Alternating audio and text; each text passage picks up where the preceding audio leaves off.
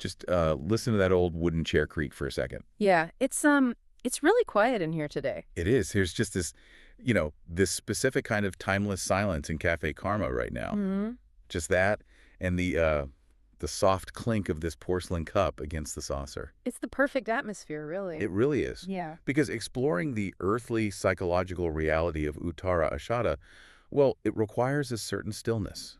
Absolutely. It's heavy energy. Right. So we are on a mission today to map out exactly how this massive energy of, unchallengeable victory actually manifests in your daily grind, your mind, your very physical body. Yeah, bringing it down to earth. Exactly. Yeah. And looking at the placements in your chart, Noah Sitcher, the intensity is just staring right back at us. Okay. Let's unpack the psychological blueprint of the invincible. Well, it is a blueprint that's entirely built for endurance. And to really understand the mind of Uttara Ashada, we can't just look at the finished product. We have to look at the precise structural journey it takes from like the heavens down into the hard dirt of reality. From the idea to the execution, basically. Exactly. We are looking at a movement from visionary fire into pragmatic earth. It is this really arduous, painful transition from inspiration to institution. Which makes sense because for you listening, we are crossing a major zodiacal border here in this deep dive. Mm-hmm. A huge shift. We're transitioning out of the fiery philosophical realm of Sagittarius and crossing over into the dense, highly structured earth of Capricorn. It's a massive shift in cosmic weather. It really is. But what does that actually look like in real time? I Yeah. mean, how does a person move from a grand idea to a grounded empire? To see that, we have to break this transition down into 4 padas, or, quarters. Okay. Think of these as the microstructure of endurance. Each pada represents a distinct psychological step. So where do we start? Pada 1 sits firmly in Sagittarius, and it's ruled by Jupiter. This is the origin point. So it's still very expansive. Very. The energy here is charitable, far-sighted, and broad-minded. It is the noble vision of what could be, the grand philosophical plan. The native here wants to save the world, and they have the big idea to do it. The ultimate visionary phase. It makes me think of like a startup founder on day one. Oh, that's a good way to look at it. Yeah, it's just standing in a garage with a whiteboard, pitching an app that's going to, I don't know, clean the oceans and cure poverty. It's pure inspiration. Right. But a vision without execution is just a daydream. Precisely. And that brings us to the shift, which is often a pretty brutal reality check. Oh. As we cross into Pada 2, we hit Capricorn territory. And the ruling energy violently shifts from Jupiter to Saturn. Yes, and Saturn does not care about your grand dreams. Saturn cares about what you can actually build and sustain in the real world. Yeah. Saturn asks for the receipts. So the founder leaves the whiteboard and has to actually look at a spreadsheet. Exactly, yeah. Jupiter wants to expand infinitely, but Saturn wants to build a wall, define the borders, and count the bricks. That's a great way to put it. In Pada 2, the psychological energy becomes highly tactical and incredibly frugal. And here is where it gets difficult for others to handle the energy, can actually border on arrogant. Wait, arrogant? Why arrogance? Huh. That sounds like a flaw, especially if you're trying to build something that lasts. Doesn't arrogance alienate the people you need? It does, but this raises an important question about how we view defense mechanisms. In this specific phase, arrogance is actually a shield against distraction. Oh, interesting. It has to be arrogant, in a way, because the individual is suddenly so hyper-focused on the goal that they strip away all the excess, including social pleasantries. They just don't have the time for it. Right. They don't have time to coddle feelings because they are conserving all available energy for the long haul. They are coldly calculating what is necessary and just, cutting out everything else. Okay, so pleasantries are gone. The focus is locked in. Right. What happens next? Yeah. Then we move into Pada 3, still in Capricorn, where that Saturnian density absolutely peaks. The heaviest part. Yes. Here we see massive physically dominant energy. The individual is driven by deep, unyielding ambition. They aren't just cutting distractions anymore. They are physically soldering the weight of the structure they are building. Man, it's getting heavier and heavier. You can literally feel the gravity increasing as we talk through these quarters. Oh, absolutely. It's like the founder is no longer just looking at the spreadsheet. They're sleeping under their desk for 6 months straight because the servers keep crashing. The gravity has to increase to sustain the weight of the victory they're trying to achieve. You cannot build a skyscraper on a light foundation. True. Finally, Pada 4 brings the culmination of this journey. This quarter represents extreme business sense and wealth generated through sheer grinding endurance. So it's a slow burn. Very slow. This isn't a lottery ticket. This is compound interest over a lifetime of disciplined, unglamorous effort. You know, it reminds me of a marathon runner on the last few kilometers. Oh, I like that. Think about the starting line that's Sagittarius energy in Paddle 1. There's all this visionary excitement, the cheering crowds, the adrenaline pumping. Yeah, the dopamine rush. Exactly. You Yeah. feel like you can conquer the world just on pure belief. But as you cross into those final, brutal miles, the Capricorn territory of Padas 3 and 4, all that initial enthusiasm has to burn away. It just evaporates. It's useless now. Huh. Dopamine won't carry you through mile 24. What's left is pure, grueling, tactical endurance. You need physical dominance and cold, unfeeling discipline just to put one foot in front of the other and cross the finish line. What's fascinating here is how perfectly that analogy captures the internal mechanism of this nakshatra. Yeah. Yeah, this structural shift requires the native to entirely abandon that initial sheer enthusiasm for cold, hard discipline. The visionary fire of Jupiter is magnificent for starting the race, but it is the Saturnian grit that actually crosses the finish line. It's like changing the engine while the car is moving. It's the profound psychological transition from hoping for victory to coldly engineering it. So if we take that marathon runner's endurance, that ability to coldly engineer a win and Yeah. drop it into an everyday work environment, what happens? Well, Because you end up with a brilliant, but let's be honest, highly burdened psychological profile. Carrying that much gravity into an office on a Tuesday morning cannot be easy for you or anyone around you. no, it isn't easy at all. You get what we can categorize as the tireless architect. The tireless architect. Because these individuals are building something designed to last permanently, they are classic late bloomers. Meaning it takes time to see the results. Exactly. True success, lasting recognition, and real stability rarely arrive for them before the age of 35. Which makes sense because building a skyscraper takes a lot longer than pitching a tent. Right. You have to dig deep, lay the foundation in the dirt, entirely out of sight, before you can build high into the sky where people can actually see it. Exactly. It takes decades for the initial struggles and the fiery idealism to be entirely replaced by solid, unshakable structure. May they just keep working through it. They are profoundly patient workers. They are willing to lay bricks in total silence for years before anyone even notices the wall they are building. They don't need immediate applause. Here's where it gets really interesting, though, because that level of supreme competence has a severe shadow side. It does. It's the classic savior complex. Because they are so highly capable and their standards are so deeply entrenched in Saturnian perfection, they completely refuse to delegate. Yes, they want to do everything. It's like that one manager we've all had, or maybe you've been this manager, who simply cannot hand off tasks. They work themselves to the bone, micromanaging every single detail, working nights and weekends, because they fundamentally believe, only I can do it right. And the tragic irony of the savior complex here is that they often actually are the only ones who can do it to their exacting standard. Because their standards are just too high. They see the microscopic structural flaws that everyone else misses. But that belief is a crushing burden to carry. You cannot hold up the sky forever. No, eventually your arms give out. Right.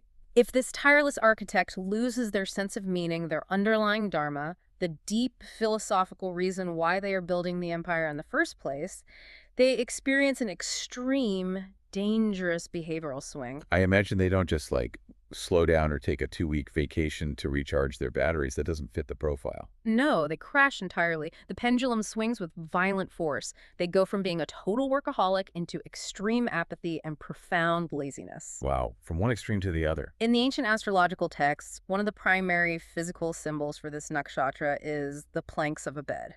Diabet brother. The planks of a bed, that's so specific. Why not a hammock or a pillow? Because of the underlying mechanism of Saturn, even in rest, there is rigidity. The planks of a bed represent a hard, unyielding foundational structure. So they just shut down. When they lose their purpose, they default to those planks. It is a total withdrawal from the world, a deep, heavy melancholy where they literally refuse to engage with anything. The structure that was meant to hold up an empire collapses inward and just becomes a flat surface to lie on. Oh, May. That is an exhausting pendulum swing to live with. It really is. Going from building the empire single-handedly to just staring at the ceiling because the meaning is gone. It's all or nothing. There's no middle gear for them to cruise in. None at all. It's either 100 miles an hour or the engine is completely off. It is intensely draining. And that extreme self-reliance at work inevitably bleeds into their personal and romantic lives, creating a very unique, often deeply challenging relationship dynamic. I can imagine. To understand the mechanics of this, we look at their cosmic totem animal, the male mongoose. Now, the mongoose is already a fierce creature, famous for fighting venomous cobras and winning.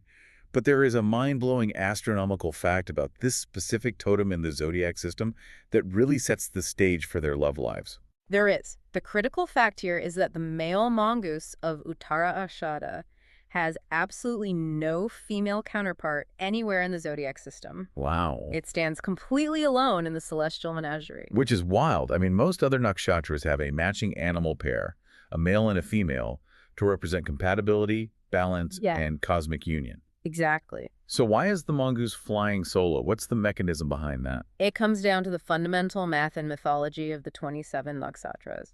If you have 27 lunar mansions and you start assigning paired animals to them to represent primal, sexual, and relationship energy, you're dealing with an odd number. Oh, right. Mathematically, someone is going to be left without a chair when the cosmic music stops. By design, Uttara Ashada is the one left standing alone. That's rough. The system intentionally breaks the standard duality of nature here to forge an archetype of ultimate, unyielding independence. So the math of the universe literally isolates them. That is intense. Exactly. This cosmic lack of a partner creates a deep, profound inner independence within the native. It's an inherent lone wolf feeling that they carry with them everywhere, even in crowded rooms, even in the middle of a party. And how does that play out in dating? In practical terms, this often leads to significant challenges, delays, or deep feelings of isolation in marriage and long-term relationships. They are the ultimate outfighters, dodging and weaving through intimacy, just like a mongoose fights a cobra, constantly keeping their distance to avoid getting struck. But wait, I have to push back here. Does this mean they are just doomed to be alone? Well, Like, whatever, why even try to date? Because the cosmic deck is mathematically stacked against you from birth. Are they supposed to just accept a life of solitude and get really good at crossword puzzles? if we connect this to the bigger picture, no, they aren't doomed to be alone. But it absolutely dictates how they must approach relationships if they want them to survive. Okay, so there's a specific way they need to do it. They must learn to integrate partnership without compromising their intense need for sovereign independence. The typical modern dating advice, merging your lives, sharing every thought, becoming one is toxic for them. They just can't do They it. cannot engage in codependent dynamics. It will completely suffocate them. So to them, that whole societal expectation of rushing to settle down and merge is just first. It really doesn't matter to them. Not at all. So what does a successful relationship actually look like for the lone wolf? They have to find a partner who deeply respects that they don't need to be completed by someone else. They are already complete. Right. Their partner must be equally self-sufficient and ideally have their own demanding empire to build. It is an alliance of two sovereign nations with open borders, not a merging of two halves into a single entity. Okay, let's pull this all together. We have these lone wolves with a savior complex who can outwork absolutely anyone, but who might retreat to the hard planks of their bed if they lose their why. And they view relationships like a geopolitical alliance. So where do they actually fit into society? What is their role in the grand scheme of things? They fit at the absolute top, or at the very foundational bedrock of major institutions. Their ultimate vocational calling places them as pioneers, deep researchers, high-ranking government officials, military strategists, and top-tier consultants. Really heavy-duty roles. Yes. They are naturally drawn to positions of massive responsibility where the stakes are existential. In a chaotic, unpredictable society, they function as the ultimate ordering principle. They bring the structure. They are the ones who bring Saturnian structure to the madness of the collective. That sounds incredibly noble, but carrying the weight of the world must physically hurt. You can't be the structural pillar of society without taking some serious damage over time. No, you can't. The body keeps the score, right? What happens to the physical vessel when it's under that much psychological pressure? You are entirely correct. The medical astrology of Uttara Ashada confirms exactly that toll. Because they literally and metaphorically bear so much weight, they are highly prone to specific physical vulnerabilities, most notably in the hips and the stomach. Why the hips and stomach specifically? The hips are the structural transition point of the body. They are the body's center of gravity, bearing the massive weight of the torso and transferring it to the legs. It is the physical fulcrum of endurance. It's the literal foundation. Just as they bear the weight of society's structure, their physical hips bear the brunt of their own rigid drive.